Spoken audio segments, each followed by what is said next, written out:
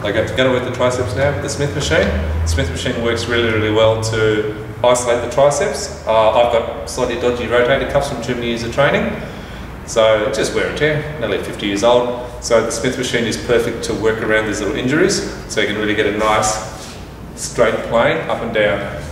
So here we go. I like to do a spacing about that wide. Different people like to go wide. I like to about this is just a nice amount. So hands under, up, twist it out.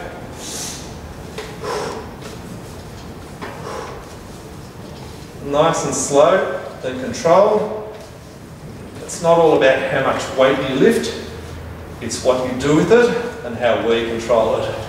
So now you're lifting 500 pounds in a crazy form and technique and getting no benefit out of it and letting momentum do it all. If you do 100 pounds and make it feel like 500 and get some serious growth out of it. It's not always about how much you lift, it's how you do it. That's the biggest thing. Triceps works a lot of muscles there. You can still even activate core by doing these things as well. Just make sure your elbows don't go too wide. Keep them nice and close to your body. Breathe in, breathe out. Every time, don't hold your breath. Can't go wrong. Okay, working triceps. They're only small muscles, you don't need to flog them for an hour. Bigger muscles, legs, chest and back, you can actually work them for a longer length of time. You can give them more working sets. Bigger muscles, bigger volume, more growth, more testosterone. It's all good for you. Triceps, smaller muscles, you just don't need to work them to the same degree. Still working hard though.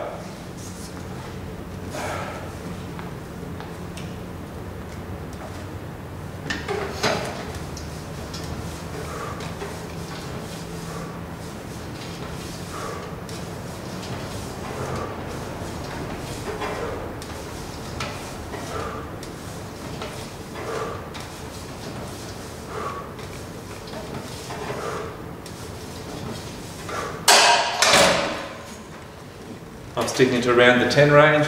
8 to 12 is the rep range you want to do for more muscle growth or muscle hypertrophy.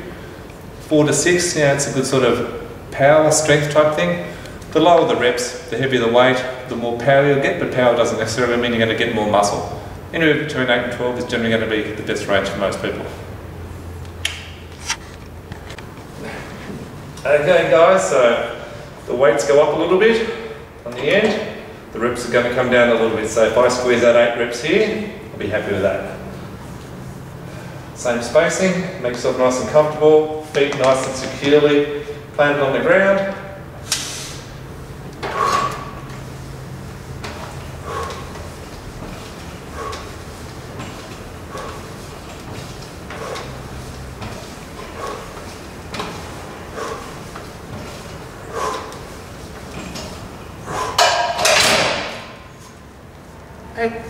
I'll probably go maybe 2 more sets. I might creep up a little bit more weight from here. I might go another 5 or maybe a 2.5. As I said, try and keep it between the 8s and 12s for this sort of thing. Keep the rest periods down to 60, 90 seconds or so. As you get a bit older, you might need a bit longer to rest. If you're young, fit and active, you can get straight in within 30 seconds. Okay. I get a bit older, I'll wait a bit longer. Okay, we're getting towards the point end of this now. If I can get 8 out, I'll be happy. 6 at a pinch, I still like to get that strength component, but I don't really want to go any lower than 6 for this, okay?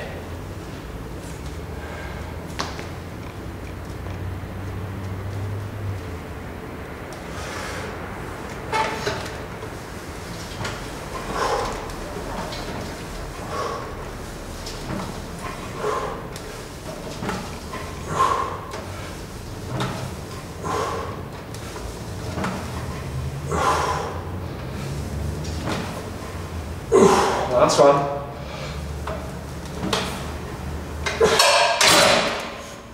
Ooh, that was getting a bit heavy.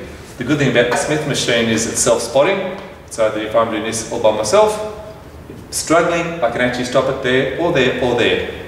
In America, about 6 to 8 people die every year die under a bench press, being crushed by a normal weight machine or a normal bench, because they don't have a spotter. So the joys of these things is it actually stops that from happening.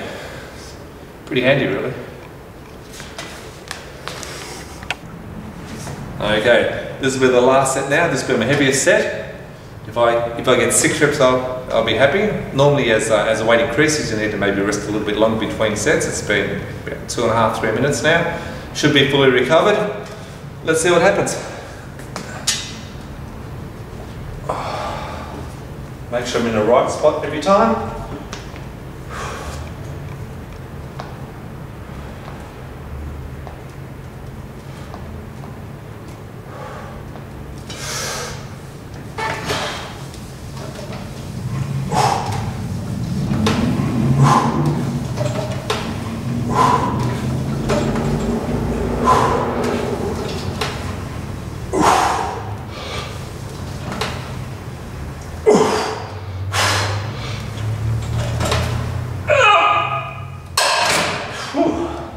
Well, I got 6. I would have liked 8. I'm happy with 7. Yeah, these come in pretty handy.